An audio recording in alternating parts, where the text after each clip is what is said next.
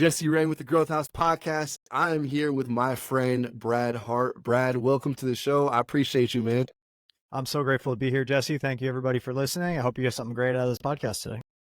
Oh, I already know there's going to be a lot of value. We're just talking a little bit before the podcast started about some of the tactical things we'll dive into. But before anything, I want people to kind of know what's Brad, what does your life look like right now as far as projects you're working on, lifestyle, and we'll take a step back. Yeah, so a little bit about me. I'm from New York, live in Phoenix, Arizona. My wife and I just got married a month ago. We're excited for our honeymoon. I'm taking her somewhere really special. I'm not going to surprise her just yet on this podcast, but she's going to cry when she figures out where we're going. A secret honeymoon, a surprise secret one. honeymoon. It's pretty fun. And then we are doing an event called Mastermind to Millions here in Phoenix. This will be the 14th one. I went to this event 7 years ago, and now I'm partnered up with the progenitor of the event, Mr. Jay Fazette. Between us, we have 50 years experience helping people to craft their mastermind offer, how to launch it, how to fill it, how to facilitate it, and how to scale it up. And we have multiple clients that have had clients for 10 years, paying them over and over again, as well as scaling into the millions of dollars in revenue. Not to mention all the beautiful, magical relationships and business deals and cool stuff that come out of those. So we really love building community. We love building masterminds. And I've got a book on the topic as well, which we can talk about, which is bestseller, and we moved a lot of copies of that too. So really good stuff. So Brad, when I traveled to Colombia and I was just getting the idea that it's time, Jesse, to create Growth House Mastermind, which you were a big inspiration for, there was 2 books I brought with me to Colombia for a whole month. It was my friend Brian Lubin's book, From Passion to Passionate, and your book about I think it was 8-Minute Mastermind. Was that the title? 8-Minute Mastermind. You got it. Yeah, you guys should check that out at 8minutemastermind.com. We also do a full 3-day immersive event. Like I said, May 30th through June 2nd here in Phoenix, called Mastermind to Millions, which is mastermindtomillions.live. That's mastermindtomillions.live, TO. And I wrote that book now 4 or 5 years ago, but I've actually updated it now 4 times. One of the things I believe is that a book is never finished. You never just take a fiction book or something that you're like, hey, this is a story. But when it's timely information that's updated in real time and I'm learning more and there's new stuff all the time, we want to update that sucker every year. So the book now is definitely revised and updated and expanded. And depending on when you bought it, there's more good content as well. That's amazing. Well, let's take a step back. Brad, you're an expert at connecting with people, starting masterminds, helping people get their mastermind started. Where did this all come from? Why do you want to get into this industry? Yeah, it's simple. I mean, it's like your greatest wound is what guides you towards your greatest gift, right? So I can remember, being a kid, not that I had no friends, but I didn't feel like I had too many friends. I always felt like I was, being bullied or bounced around between friend groups, or, I'm cool with these people today, but not tomorrow, and vice versa. I just, only child, alcoholic father, mom left, didn't have any brothers or sisters, didn't really have, besides like one family that took me in, for dinners and stuff like that. It really didn't feel like I had a whole lot of people in my life. And, I just remember being like 8 or 9 years old and just having this dream of like, one day I'm going to have friends all over the world.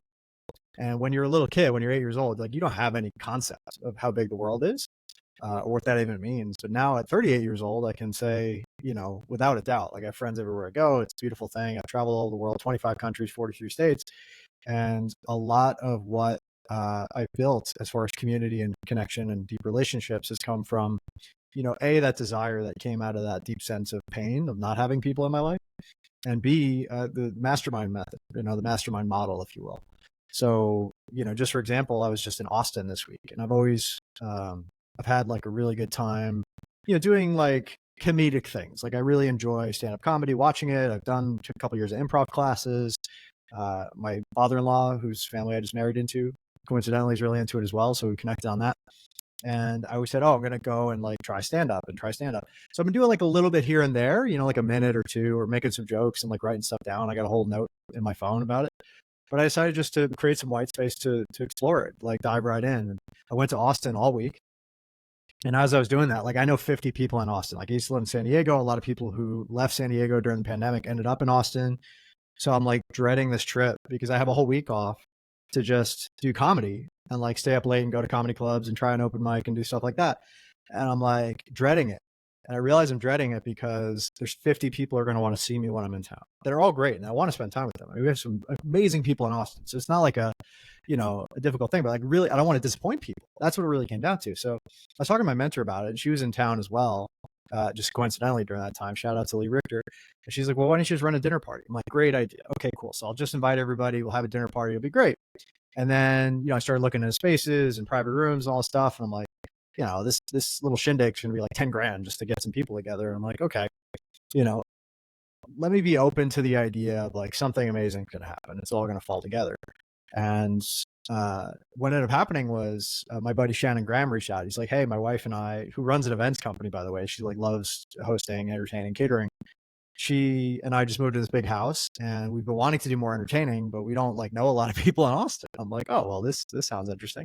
So they literally just said, hey, why don't you have it at our house? We'll take care of everything, soup to nuts. And they did. It was like zero effort on my part. Just invite people, a couple round of invites around my wedding, because we're juggling all that too. And we booked out that dinner. We had more people left over that unfortunately, we couldn't even fit everybody. So it was a really cool experience, and it was condensed from an entire week of chasing cats and herding cats and disappointing people in my mind, like this big scary thing, to like a one night only thing where everybody who showed up had a blast. We got to see people I hadn't seen in years, and I find myself like looking over people's shoulders, not because I'm not present with them, but I'm noticing like this person I've known for 5 years, this person I've known over a decade, and their worlds are just colliding, and they live in the same city and they don't even know each other. And I get to come in and create that level of catalyzation and connection, just based on the connections I've made. And masterminds, obviously I do those paid. I'm part of 50. I've launched dozens. I've done them all over the world, and I do it professionally. But like the concept and the model of bringing people together is magical in a way that you just don't realize. Like you'll see the domino ripple effect continue on for years of people. Like I just had my wedding recently. They're sitting around the dinner table talking about how every single person in that table had their life benefited by connections I made. And like two people, Akshay and Mike, that I've known each of them. They're like my best friends in different cities for like 10 years. They met, and within 2 days, Akshay, who's doing this solo crossing of Antarctica, is on Deepak Chopra's podcast with the CEO of the Deepak Chopra Foundation, as a result of the connection that Mike made for him. So it's like these little amazing connections that just keep going. And it just would have never happened if I didn't go through this life journey. So I'm just so grateful and blessed to be able to share that and to have this event to share and the book and everything. It's been really cool. It's been really cool to see it. That's so awesome. And I think that's why we connect also is I think we both get that fulfillment from seeing two people that probably might not have ever met. They meet, and then all of a sudden they got, a business started or they become lifelong friends. I love that. That's so cool. You got the growth house, you got these entrepreneur communities, just a little bit of inside baseball here. Jesse and I know each other in real life.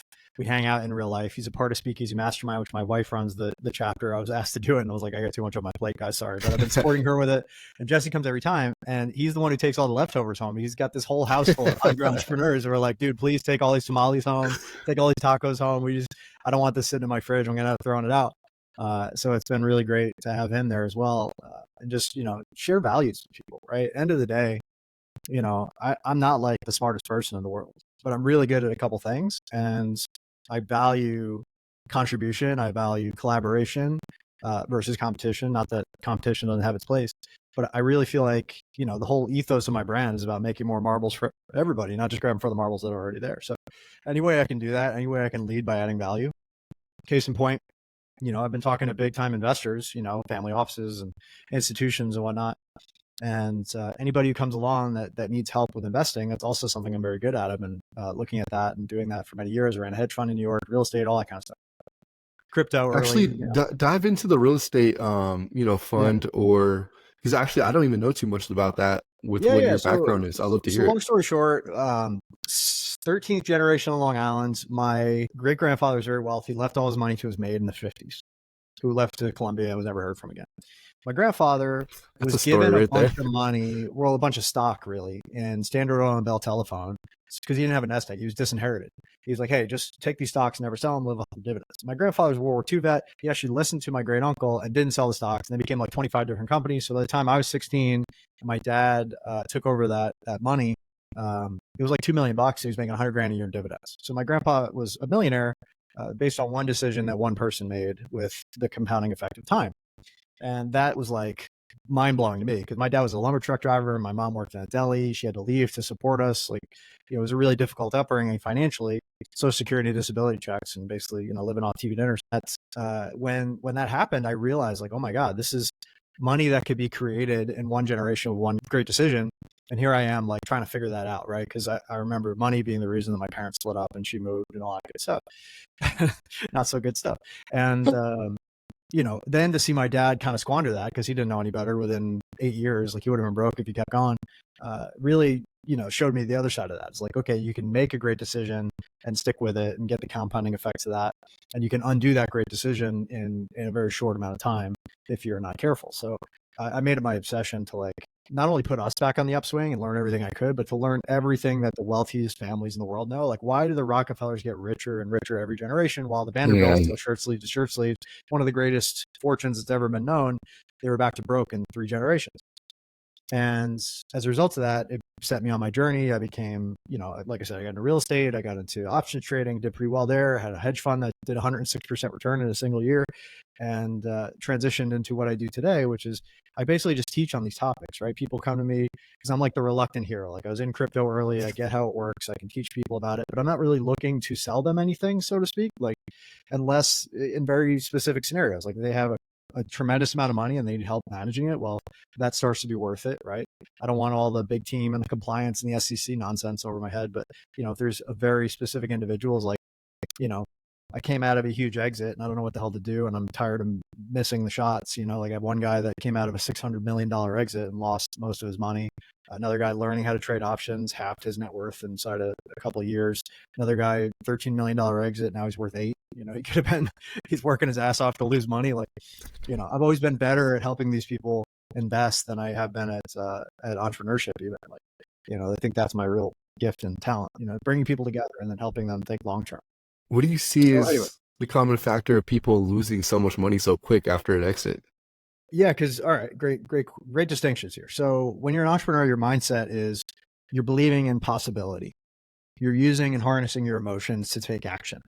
You're doing a lot of things to create a result. And you're talking to everybody you possibly can. You're doing everything that you can test. You're managing risk a little bit, but you're not like focused on that. And then that offensive, get after it kind of mentality, when you shift to being an investor, let's say you have an exit or you have a pile of money now you have to keep growing, protect that money. Now you have to be really shrewd and think about all of the probabilities of what could go wrong and how to mitigate that, from lawsuits, from difficulties, from bad investments, from, people who are not on the level. Like, there's a million things that can go wrong. So instead of thinking in possibility, now you're thinking in probability. And that's a real shift in mindset and skill set. And you're not taking all the actions you can take. You're trying to sit on your hands and do the right things and stick with them for the long term. Mm-hmm. You have to have that emotional mastery. So you're not harnessing emotion to take action. You're harnessing emotion not to take action. It's not the things like I was in Bitcoin early, Tesla early, Ethereum early. I'm not mad about any of those except that I sold too much too early. Mm-hmm. Right? It's not the decisions you make that are probably the things that are going to be upset. It's the decisions you made and then couldn't stick with over the long term to really see them prove out in the long run. Mm-hmm. So when I work with investors as a coach, right, I was a Series 65. I do have a life insurance license, but I don't really want to maintain all that and deal with all that. When I do work with people as a coach, I help them make decisions. It's their decision to make. I help them essentially understand and get educated about how to make that transition from entrepreneur to investor. Because it's not enough just to make the money. It's how do you keep it, grow, and protect it. You should only have to get rich once. So you asked originally about the real estate fund. So here's where we're at with that. I had a couple clients. Let me back up. It's kind of an entertaining story. So I did NLP Master Prac training. I show up on the first day on my Ninja 300cc, a little vroom, vroom, and this big old, NLP, describe what that is. NLP is neuro-linguistic programming. It's basically what Tony Robbins does. That's like 80% of his shtick is neuro-linguistic programming. So it's word patterns and visualizations and audio and all the stuff that allows you to shift subconscious things going on that might be holding you back from whatever, or unlock traumas or any of that stuff. So I show up to get my Master Prac. It's a 200-hour certification. We're going to be there for 2 weeks doing this nonstop. And I show up on my first day. I'm on my little ninja bike, vroom, vroom. And this big old dude with sleeve tattoos rolls up on a Harley. Vroom, vroom. And I'm like, yo, bro, nice bike. He pulls right in next to me. And she takes off her helmet, waves her hair around, and goes, hey, bro, thanks. And that was Jen Conkey. Jen is awesome. Yeah, we had a laugh about it. We became pretty close friends. And Jen and her wife at the time were doing real estate, multifamily in cities they had never been to. So they had this completely virtual model. And one of the other problems that comes with transitioning from entrepreneur to investor is like what you did to make money, you're really good at, and you've become an expert and you've narrowed down like what works and what doesn't. When you're coming into investing, it's like a second whole job, but you're losing money while you figure it out, you know? So if you're going to get into real estate, make it a second job, well, that's really difficult because now you're doing two jobs and you're not very good at the second one yet. And your own money is on the line. So like she figured out how to do this with her background at, Home Depot and Target and all these big commercial projects that they're putting these, big warehouses together. And her wife was coaching how to do multifamily real estate for like 20 years. So they would do like the bus and take people out to view properties and teach them how to acquire them and all that good stuff. So between their two skill sets, with her like being a Six Sigma black belt and all the corporate and winning all these awards and just being amazing in that regard, and then Stacy knowing all of the stuff to do, with the real estate, they went all in. And I said, oh, I really like your model. I'd like to learn it because the thing I love is that it's not like a second job, right? I don't have to be all in on this. I could potentially work with other people and get more leverage on bigger properties, right? Because when you're doing small ball and little deals and, little single families, it's like you're finding the deal, you're negotiating the deal, you're locking up the deal, you're financing the deal, you're managing the deal. And like, there's so many things that can go wrong and you're not necessarily going to be good at all of them. And any one of them can make your day go badly. So with the multifamily, you have bigger deals, more people, more talent, better systems, and it's just everybody can get paid, make a living. So anyway, long story short, I had them come and teach this at my mastermind. They caught the mastermind bug. They're like, hey, we're going to start running these on our own. I helped them get their first 150K in clients through referrals. They helped them launch their mastermind essentially. And now fast forward 4 or 5 years, they've done 5 million a year in revenue. They have a really cool like 3-year track, 40K a year, 100K total. And then they have accumulated like 3,000 doors in multifamily real estate. So their model really works and really scales.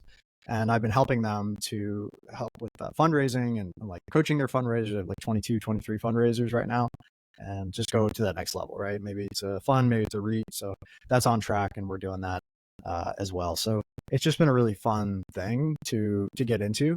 Again, without the hassle of a second job or having to learn a whole new thing, I can kind of just plug into what they're already doing. And I was there in the beginning, and now I'm there for their next iteration, which is pretty fun. That's so cool. I did not know that. Yeah, so, and they're great. They're great. You can check them out at Warriors of Wealth. WowCon is their convention they do. And then, are you still associated with them? Like, do you still get a cut, or how does that typically work when you help someone launch a mastermind? Yeah, so typically, there's a couple different ways it can go. If they have a huge audience and like they really just need help. Like I've done everything from percentage deals where we like do a rev split, but that's got to be somebody who's established, somebody who has an audience, somebody who has, a reasonable chance of success. They just don't want to manage the project and all the little pieces that go with it. And then my team and I can come in, we can, mail to their list. We can set up market research calls, dial in the offer, make some sales.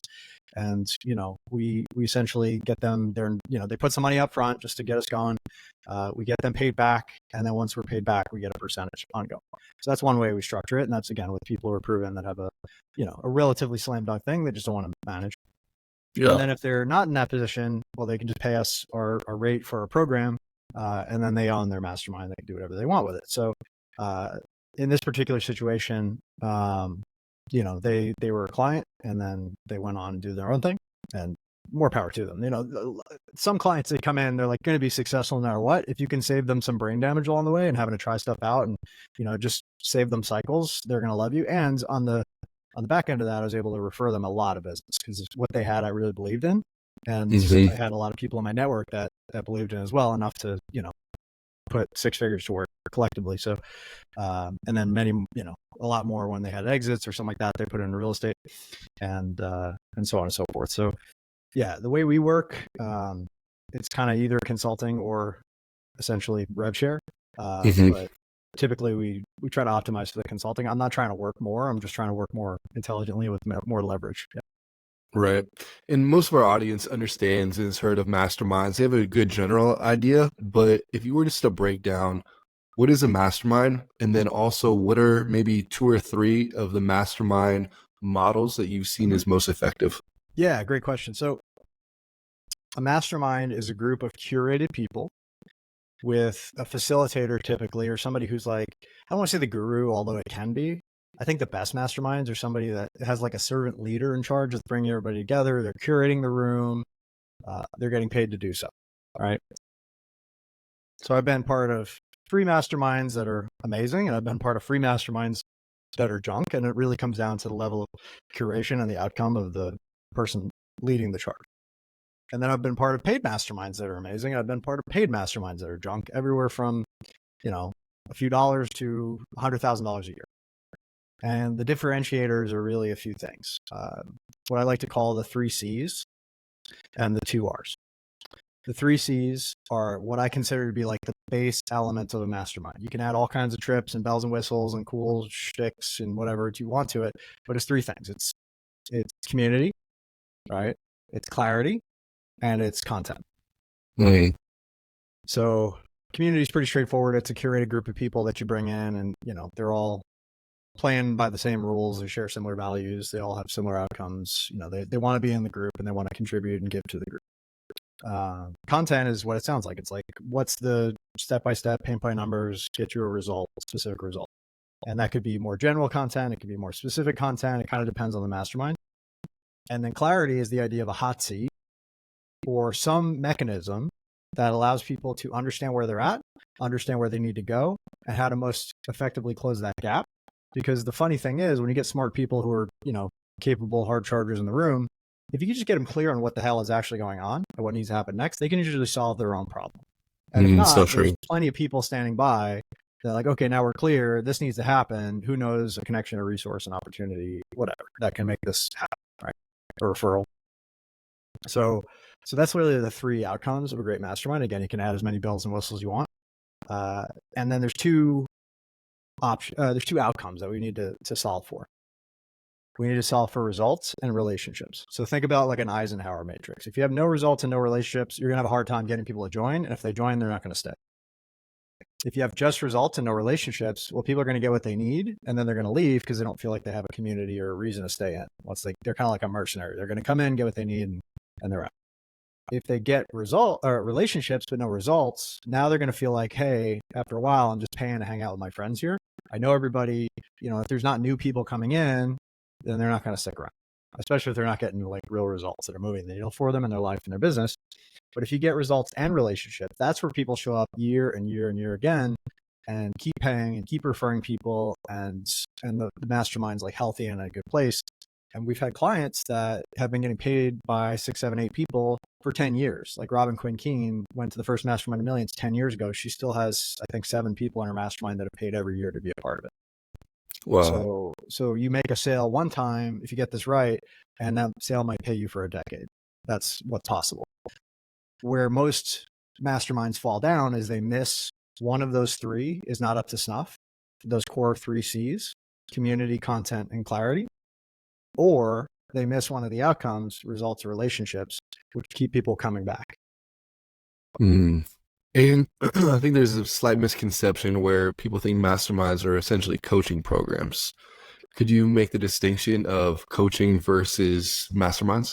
Yeah, so we kind of talked about the guru thing, Mm-hmm. right? Where you're showing up only for the coaching or the results. And somebody's going to push you to get that result. And you're kind of on your own. The distinction with a mastermind is not everybody can just join. It's more curated, A. And B, it's not just about the results. It's all about those curated relationships, right? Mm-hmm. It's a more of a who, not how approach. So while group coaching is like how, and here I am, and here's what the results I got, and I'm going to show you the way I did it. And, if you can't get the result this way, then you suck. I don't, right? That's how most coaches operate, regardless of whether they're, a specific type of entrepreneur and this person's totally different, or this person has a specific set of skills and this person doesn't. I mean, that's the biggest lie going in this whole industry, in my opinion, is like not every entrepreneur is the same, has the same skill sets, has the same follow through, has the same quick start, has the same, you might be a star like Tony Robbins and you're trying to make money like Warren Buffett did. And, both of them are going to be disappointed if they try each other's strategies because they're just two different types of person, but they're both very successful. right? Like wealth dynamics is a great tool for this. If you don't know about wealth dynamics, it basically gives you one of 8 entrepreneurial types. And it shows you examples of those people in real life who have had success that you can then model. Because the reality is, if you try a strategy that was successful for one person that has nothing to do with you, you're going to have a lot of pain. Sorry, my screen cut off for a minute. Am I still good with audio? No, you're good. Okay, it didn't cut out. So just to use a couple quick examples. So like, if you are a Jack Welch type, right? That's called the supporter profile, versus like John D. Rockefeller type, who is like a Lord profile. Mm. They're going to have 2 very different approaches to making a lot of money. One is going to be highly people focused, and one is going to be highly numbers and systems focused. Now, both people can do those things. John D. Rockefeller can work with people, and Jack Welch can work with systems, but their natural gifts are going to be on one side of the spectrum or the other. Same thing with like an Elon Musk type versus like a Donald Trump type. They're both rich, but the way they got there is very different, right? Mark Zuckerberg versus, I don't know, Tony Robbins, right? Both rich, very different process to get there. So if your mentorship is not the type that you are, or worse off, like on the other side of the spectrum, like you're gonna struggle. Like when I ran a hedge fund, I was working outside of my strength. I had success despite myself, but it wasn't sustainable success, and I couldn't scale that success because I was trying to do something that was outside of my natural strengths and abilities as an entrepreneur. Yeah. So just that one distinction can make everything change. I know we got off on a tangent about group coaching versus masterminds, but that's one of the reasons that coaching fails, where masterminds can fill in the gaps, because we're creating tailored solutions that you're being supported with, that you're getting accountability, that you're having clarity and connections and resources and opportunities that are more tailor fit towards you, versus a coach who may or may not be good at coaching, may or may not be good at what they already did. Maybe what they did and were successful at is no longer relevant. The whole market shifted away from them. Maybe, right? There's a million ways that those can go off the rails. Those coaching programs get huge. You start hiring coaches. You try to help people, to get results, kind of by proxy, and that's hard. Or you have a program that's out of date. Like there's a million reasons that can go wrong, where a mastermind is more adaptable as a community that can support you. Because now you have a lot of options. You can talk to a lot of people who are having a lot of success in the same room and pick your flavor, right? So I go to a mastermind now, like Flight Club, and I'm in a room with people with million on the low end to $50 million businesses on the high end. And there's 100 of them or 70 of them or whatever it is. And I can look around at the room and be like, okay, well, who's closest to me and what are they doing that's had the most success? Or we all share our biggest wins, and I can I can pick out the ones that I want to try next. So like, as an entrepreneur, as a business owner, you might get 2 or 3 ideas a year that are really like kick-ass ideas that really move the needle for you. But now you're in a room with 50 people and everybody shares 2 ideas. Now there's 100 to choose from. Mm-hmm. So that's the difference between a mastermind and a group coach. I know it's a long answer, but I think it's no, it was great. It was great. And I guess my next question would be vetting, because there's so many masterminds now. What are a couple things that you look for when you vet a mastermind? Obviously, it's for different results for different people, but overall, what are like some of the things that you would tell someone, hey, before you join this mastermind, this is what I would do to vet it? Yeah, so you can throw money out the window. I'll start with that. Whether it costs nothing or it costs $100,000, it's not the right indicator. Who's in the room? If they can't rattle off 3 badasses in the room, run the other way.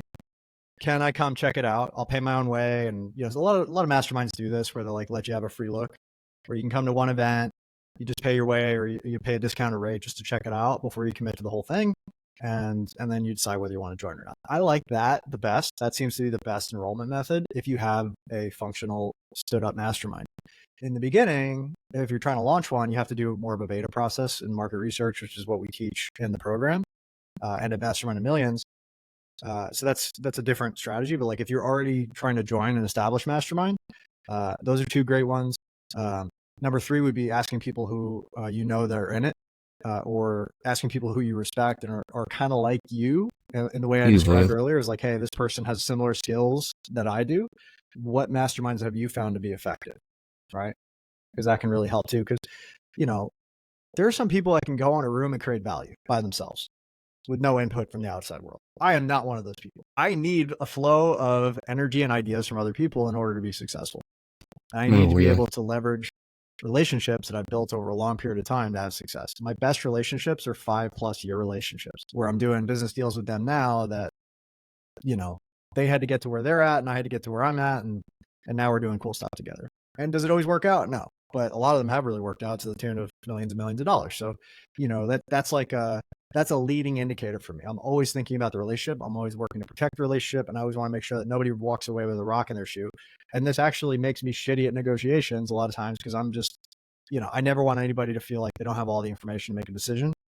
You know, so I can be really shrewd at negotiations, or I can be really like, if I want to build a relationship with somebody, I can be like overly giving.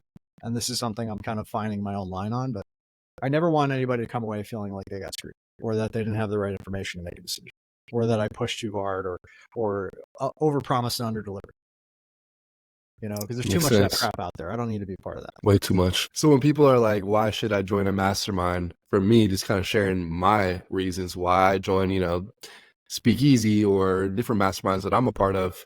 For me, it's really the relationships. Yeah. Bingo. I think that at the end of the day, because you can take that relationship and then you never know how many millions of dollars you can make with that person. That's it, man. Or with that community of people that they introduce you to. And I think you're very similar. I guess what's some like, you know, 1 or 2 big takeaways that you've gotten from being in a mastermind? Well, yeah, like I used to go to bars to meet people. I'm sure you've done that too. I'm sure everybody who's listening to this has done that at some point in their life, whether it's meet people romantically or just make friends or whatever. But like you could go to every bar, every gin joint, every dive, every restaurant, every networking where you know, hand out business cards and, you know, never talk to somebody again, like, and meet no quality people.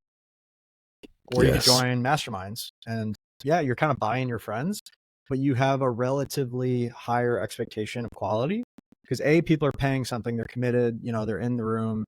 And they have a certain threshold where it's like, well, they paid at least this much to be in here. So, you know, whether that's like 1K or 100K, like I've been in both rooms and the quality does rise, you know, sorry, it's capitalism. I don't know what to tell you, but it seems to work, right? It's one indicator.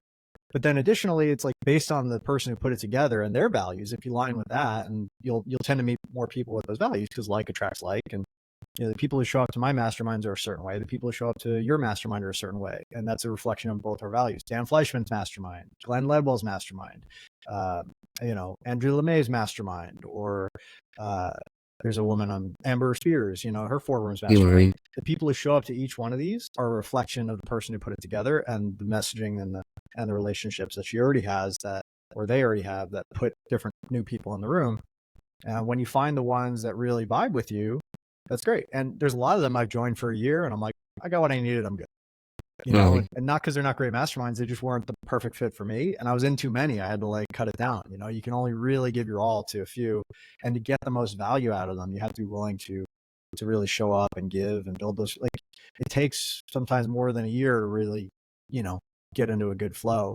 And the ones I've stayed in for multiple years are ones that were a great fit and I've built the most relationship with, and they continue to pay dividends. And these are like my ride or die people, you know, like I'll never leave Flight Club because A, I make so many referrals. It's essentially free for my wife and I. And B, it's like exactly the people I need to be in.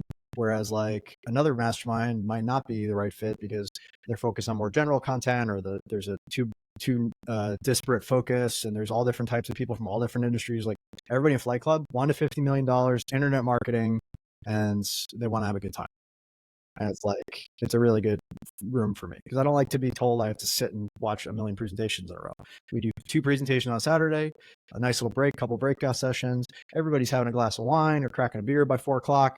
Like it's a cool, relaxed thing. Then we're networking at night, and same thing on Sunday. And then we do like a Monday fun day. So it's not like the total, you know, beat you over the head info thing, but it's not like, you know, totally unstructured either. It's like a perfect balance for me. And again, it took me a while to find that, but now I'm going to stay in for life. Okay, we got to dive in a little bit deeper because this is going to be more personal for me. Doing like a 3-day mastermind, like what you're doing, what is that good balance between, hey, we're leaving room for quote unquote free time or networking time versus we're going to have small group training, hot seats, you know, masterclass, and making that distinction between it's overboard versus it's a nice balance and this is like a perfect blend? Yeah, it comes down to those 3 C's again, right? I think if you have a small group, you can really hammer the hot seats and like focus on the clarity piece for everybody in the room. right? When you get above 15, 20 people, like that's 3+ hours of hot seats. You're probably, even if you're quick, like you're not going to want to do that many, or you're going to want to like curate some beforehand and do like 2 or 3. Kind of what we like to do in Speakeasy. We don't have a long time, so we just do 1 or 2. So that's thing one.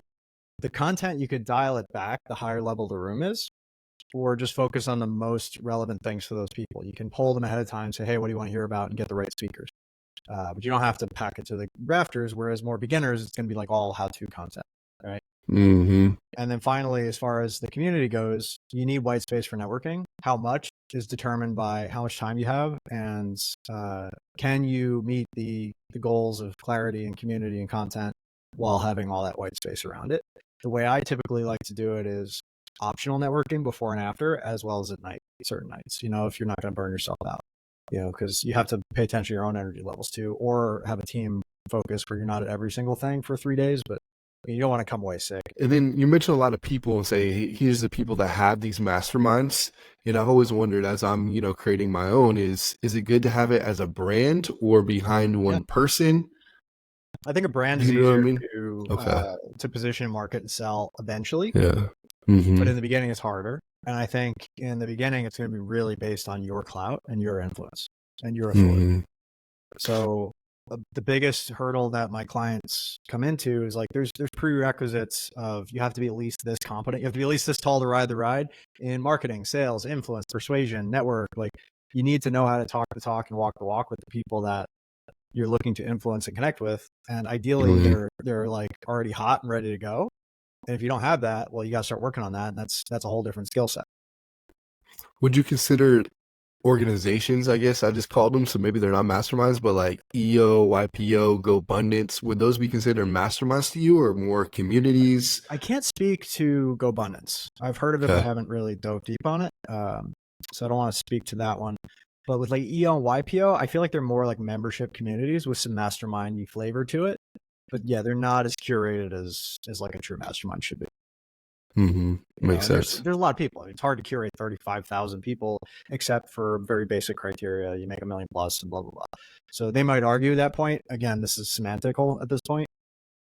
And they're obviously very successful organizations, so I'm not taking anything away from them. But when I'm thinking about like truly what is a mastermind, they tend to be smaller curated groups that have like a leader, influencer, in charge. Right. And I know I could talk to you for hours. So you mentioned something that I'd love to dive into. Minutes, and then I have an You mentioned something perfect. The ABCs of great relationships. Yeah, so this you is dive into that? Pure value I want to share with you guys. This is like a quick little hit takeaway. And I know people are into this because we took a clip of me teaching this at Mastermind of Millions, which is again at mastermindofmillions.live. Come get your tickets. We'd love to see you and give you a hug in person in Phoenix, May 30th through June 2nd. So we took this little clip. It was like a 3-minute clip, and we tested it against like 40 other testimonials and little clips from the event. We ran ads to a bunch of them just to see what people were in. And this one and one of the other testimonials out of like 40 we tried were like the 2 clear winners. So here it is on a bumper sticker for you to quote Rich Dad, which is Keith Cunningham. ABCs of great relationships: agreements, boundaries, clear communication.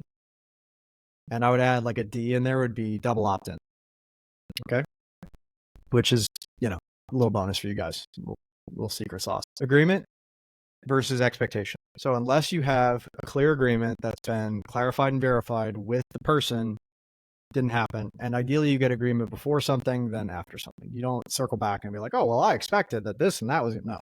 If you find yourself expecting, that means you did not clearly communicate what your agreement was going to be beforehand.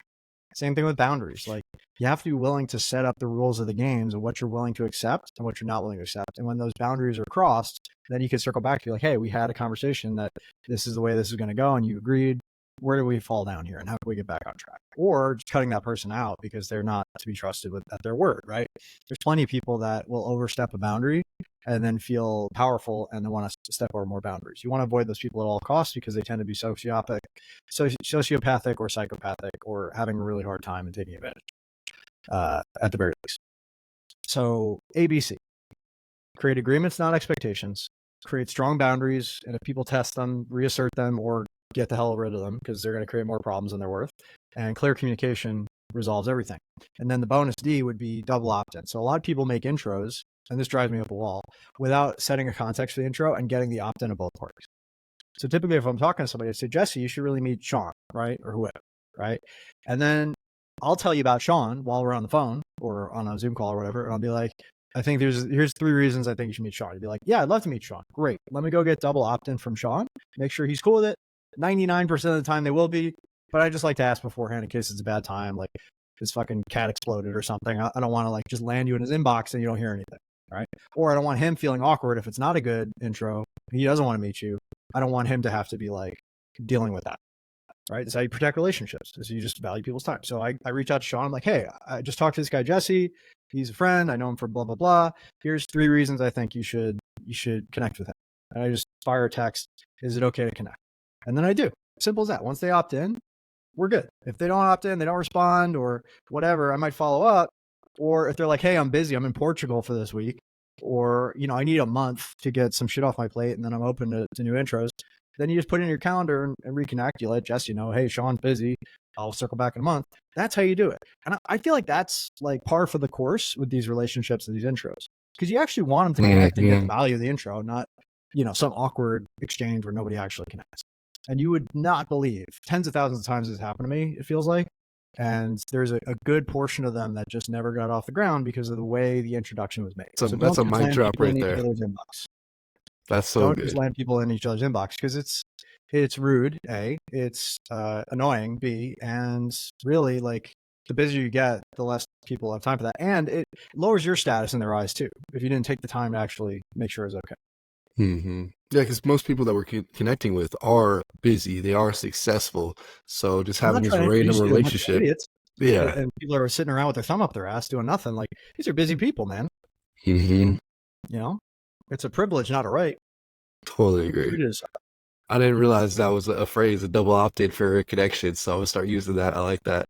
Yeah, that's it. That's going to improve your relationships by untold amounts. Like, it's just unbelievable. And people always appreciate it. And you might get to a place with a person where you've made 3, 5, 10 intros and they're like, yo, bro, I just trust whoever you send and you don't have to ask. And I have a lot of people like that too, but I don't take that for granted either. Or if they're like happy with 3 intros in a row, I'll be like, yo, is it cool if I just send you these, you know, going forward with a little bit of a, you know, caveat? Because now they're like, they're bought in, you know, you're adding tons of value to them. Absolutely. That was so good. As we wrap up, a question I have for you. One more caveat on that. Sorry. If you have a referral relationship that you get paid, then that's also an option, but you really should disclose that to the person that you're making the intro for. So just prime example, I have a life insurance license. I don't like sell life insurance, but I have a couple people who I trust that do. And I've vetted 200 people to find like 2 that I actually send people to. And I always have to mention legally and ethically, like, hey, if you buy a policy, you're not going to pay anymore, but I'm going to split the commission that you would have paid. So just so you're aware of that. So they can at least go in with their eyes open. You don't ever want that to blow up in your face. I just think that's a good ethical and moral hygiene thing to do, is like, hey, if you end up buying this, I might get paid. You know, I like that. That's all. All right. Sorry. That's nuts. That's a great bonus. So if you could go back and tell your 20-year-old self one thing, what would you say? Yeah. Stop thinking with your dick. Yeah, I'd be 20 years old, probably doing that a lot. Well, I just learned how to use it about a year before that. Well, that's a quotable right there. I love it. Dude, actually, real quick, since we got this like couple more minutes, I do want to dive into, because you just got married. Jasmine's amazing. That's basically how I know you, is through Speakeasy, knowing Jasmine. Then I got introduced to you. So going through relationships as an entrepreneur, was it harder? What were you looking for? And just kind of maybe just walk through that process. All our head is in business, in, you know, growing our company or whatever we're doing, real estate. And we kind of neglect a lot of other things in life. Do you feel like that was you, or how'd you navigate relationships coming up as an entrepreneur? Great question. I have so much to say about this. Let me start from the beginning and we'll see how far we get. Thing one, the way I met Jasmine. Building a community of people that share your values is the biggest dating hack I've ever found, because that's who's going to attract the people that you might want to date. If you can create a safe, open space for those people to show up, they'll show up, and those people will share your values. Case in point, Jasmine was a client before we started dating. She was a client for a full year. She was introduced to me by another client who had come to my mastermind, gotten a lot of success. And the rest, as they say, is history. But a year in, I had a decision to make where I was like, well, I really want to explore having a relationship with Jasmine. We've only ever had a professional relationship. We'd only met in person one time before that. So the second time I'm in person with her, I'm like, hey, I just want to let you know you're all paid up. Your client contract is over. Now we can just be friends. And in her head, she's like, what the fuck? I'm a great client. You don't like my money? I'm a testimonial. What is this shit? But she's like, oh, okay. And then I asked her out like 6 hours later. So I hashtag integrity, had to fire her as a client in order to ask her out as my girlfriend. And now, then that whole global pandemic thing happens. And we got to really immersion date for a while, and it worked out in our case. It didn't work out for everybody. So that's thing one. The reason that Jasmine and I arranged our own marriage, so to speak, like she gave me her list of things of like, this is what I'm looking for in a partner. And I gave her my list, and, we had a totally professional relationship. It wasn't like based on lust or anything like that. It was like, no, you're 90% of things on my list, and I'm 90% of things on your list. And, when I was in real estate in New York City, I always tell people, like, unless you have unlimited money and I can build you the damn apartment you want, like 90% is great. Go with 90%. You're never going to find 100% of what you want. Sorry. So, I basically told her, let's give this a shot. And she lived on the other side of the country. Like, this was a big inconvenience for her. I'm like, just come out. I got this big house. It's empty. All my roommates had moved out. I had this 5-bedroom overlooking the ocean. This is in January of 2020. You know what happened next. But like, come out for a couple of weeks and we'll just hang. And then that turned into a couple months. And, she saw me through a very difficult time in my business and life around when COVID threw everything out the window and went sideways. We had to reestablish everything in good ways and bad ways. It just, everything changed. I think people who didn't go through that, we're going to have to just tell them, like, listen, it was a weird time. We did our best. You just had to be there. Honestly. Yeah. But yeah, I think when you come to being an entrepreneur, which is your original question, and having an entrepreneur relationship, I realized that I couldn't date muggles. What do I mean by that? Well, entrepreneurs in the Harry Potter parlance are like wizards. They went to wizard school. They do wizard shit. They talk about wizard problems. And muggles just have no concept of their world. So I don't mess with muggles. I can't relate to muggles. I don't have that gear. I'm sorry. Like, if you work a job and go home and that's your deal, and you don't have any kind of visionary entrepreneur traits, my wife isn't like the most visionary entrepreneur. She's more integrator, but she gets it. She runs her own business. She wants to do that, and she wants to have that freedom. And like, she can kind of talk the talk and walk the walk, and she's growing and becoming more powerful and expanding. And like, I couldn't be with somebody who isn't doing that. It wouldn't work for me. Plus, she had a really stable family life growing up, which I did not have.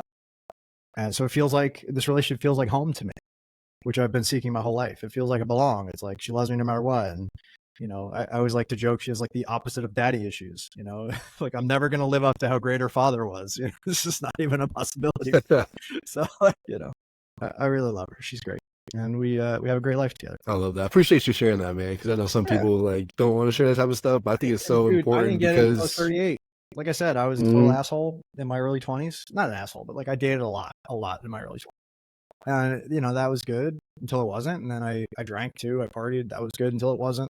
I traveled a lot. I didn't really have a home base. That was good until it wasn't. Like, you kind of go through phases in your life before you like, I don't know if the word grow up is too judgmental, but like I grew up a lot learning all that. But I also got all that shit out of my system so that I didn't like resent it or resent the people in my life for trapping me or whatever. Like, even last week, going to Austin was me scratching the itch of wanting to do comedy and like make crazy degenerate jokes of crazy nutso people that have no boundaries, no filters, and being able to do that. Because my wife is not like that. She does not like sarcasm.